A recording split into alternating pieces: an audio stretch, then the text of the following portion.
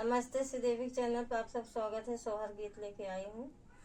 कहाँ से आवई पाँच पंडित, कहाँ हो दस बाभन हो वहिनी, कहाँ से आवई भगवान जनक जग पूरई, जनक जग पूरनी हो। कहाँ से आवई पाँच पंडित, कहाँ हो दस बाभन, कहाँ हो दस बाभन हो बहिनी, कहाँ से आवई भगवान जनक जग पूरनी, जनक जगी पूरनी हो। पूर्व से आवई पाँच पंडित, और दस बाभन, और दस बाभन हो बहिनी, ऊपरा से आवई भगवान जनक जग पूरई, जनक जग पूरनी हो। बहिनी ऊपरा से आवई भगवान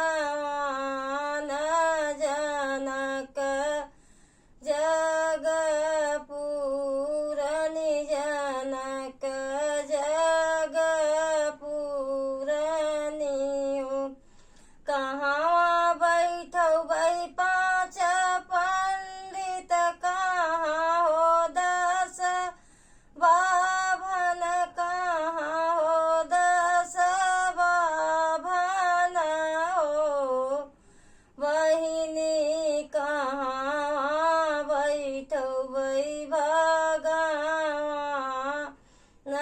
जनक जग पूरई, जनक जग पूरनी हो।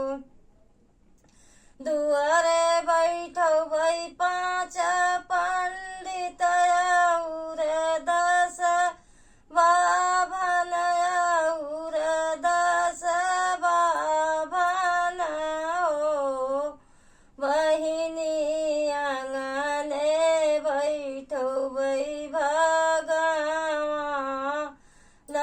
जनक जगी पूरई, जनक जगी पूरनी हो बहिनी, आंगने बैठौ बई भगवान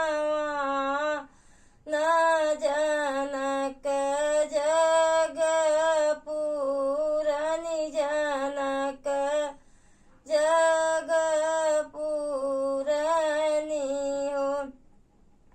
काऊ खियौ बई पाँच पंडित, और दस बाभन, और दस बाभन हो बहिनी, काऊ खियौ बई भगवान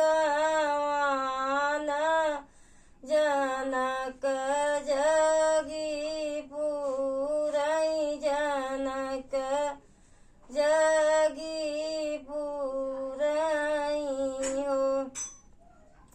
ले दुखियौ बई पाँच पंडित, पूरी दस बाभन, पूरी दस बाभन हो बहिनी, हवन करौ बई भगवान